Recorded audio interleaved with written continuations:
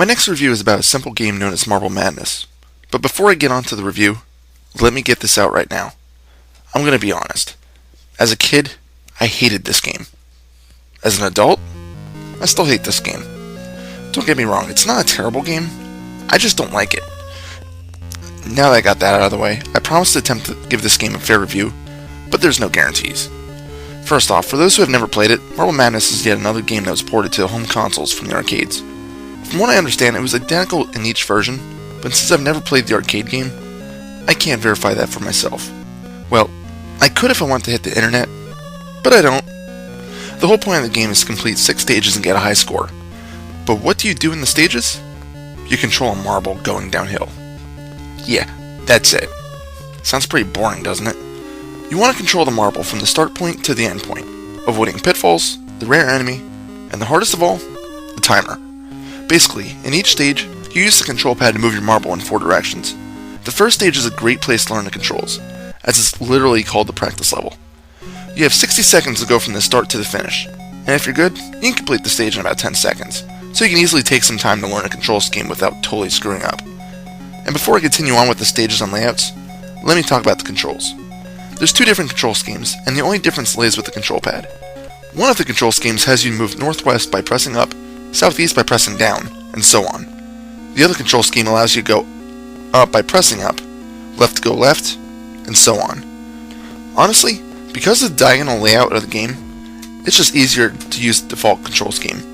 Although it's confusing at first, it's easy to get used to, and it's not so bad.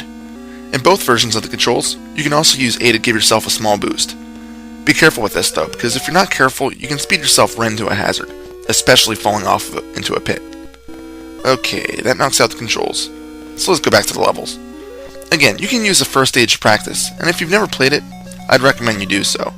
You can also ramp yourself off of these small hills, and if you can manage to land on one of these numbered targets, you get bonus points. Once you cross the finish line, you move on to the next stage. You start the second stage with 65 seconds, and from here on out, anytime you have left after you hit the end, it gets added on to the next stage, and this is vital for success. Every stage gives you some base time, but it keeps dwindling with every stage. The third stage gives you 35 seconds, the fourth gives you 30 seconds, and the fifth and sixth races only give you a measly 20 seconds. So finishing each stage as fast as possible is very important. Okay, back to the second stage. Here's where you find the first real enemy, Black Marble.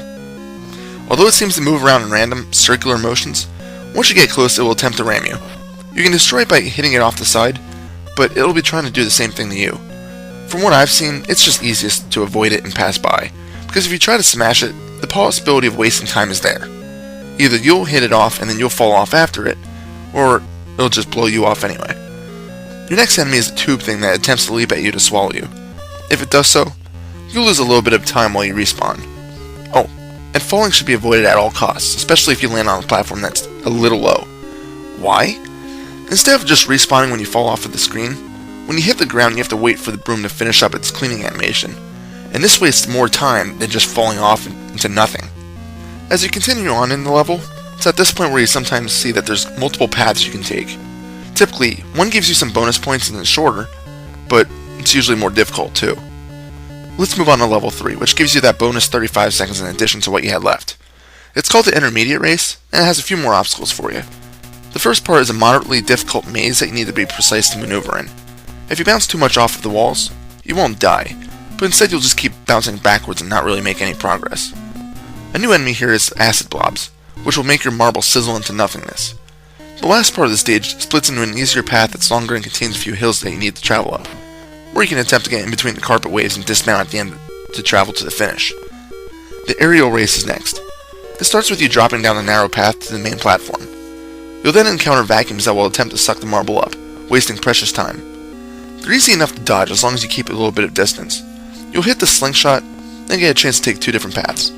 Once again, one's shorter but harder than the other, but here I'd recommend the top right path. If you take the bottom one, you'll have to time yourself to hit the pegs to jump over the glyphs. Otherwise, you can just take the easy path and just speed through it. The last part of the stage has a few hammers that are attempting to smash your marble into bits, but if you just hold down A and just keep trying to muscle through, you'll be fine. Next comes the 5th race, or what's called the silly race. You get a really crappy 20 seconds, And this is where the game really starts getting difficult. Why is it called the Silly Race? Well, first off, gravity is flipped. You move up the platforms instead of down them. If you travel up a ramp, you'll move as if you're going down it, and the opposite is true if we're going down them. One of the more interesting aspects is that you can crush the mini enemies for an extra 3 seconds per kill. It's very useful, but make sure you don't spend too much time doing it, or else you'll actually waste time instead of gaining it. You'll then find a field with birds. If you hit one, you'll just be teleported back to the start of that area, and you're going to have to start it over. As a kid, I was never able to complete this part, but somehow I was able to recently. I was able to hit level 6. The 6th stage is the final one, aptly called Ultimate Race. I really hope you have a lot of time left, because you only get another 20 seconds, and it definitely won't be enough unless you're absolute ace at this. You start by having to get on a slightly elevated platform and dropping to the next island.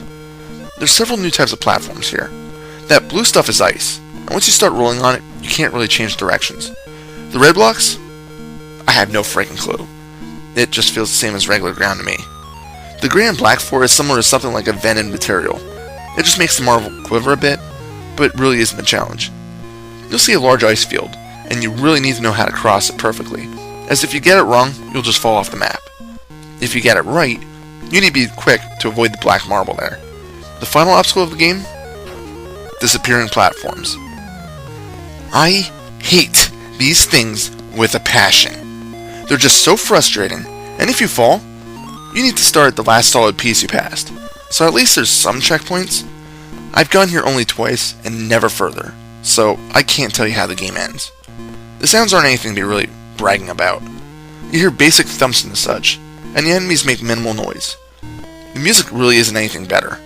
The silly stage has the oddest stuff, but the third race has a part where the music just sounds completely random. My gripes about the game? Well, first, the graphics aren't bad, but although the stages look decent, the enemies look bland and lack any real color. In fact, most of them have a greenish color to them, so a bit more detail would have been nice. Second, the game should have had a few more difficulty options. I know, the game is designed to eat quarters and keep you coming back for more, to tempt you to keep getting farther and farther with each attempt, but it's a console game and doesn't require you to keep inserting quarters. Now, wouldn't that be an interesting add-on to a console? A slot where you have to insert money to play the game. Like an adapter to turn the NES into an arcade cabinet. Anyone wanting in on that, I claim copyright. But anyway, it often seems like you don't have enough time. And no matter what you do, unless you can manage to play the game without dying once, you're going to be running low on time at that last stage. And no matter how much time you have left, it always feels like that last obstacle will destroy you. It's just frustrating to get this far without being able to finish it. And even worse, the game taunts you by displaying the finish line the entire time you're trying to complete that segment. Freaking bastards. Thankfully, the game is short, so a password or save system of some sort is pretty much unnecessary. You can easily hit the final level in about 5 minutes, so attempting the game multiple times, although it may be a chore, is possible to do in a short time frame.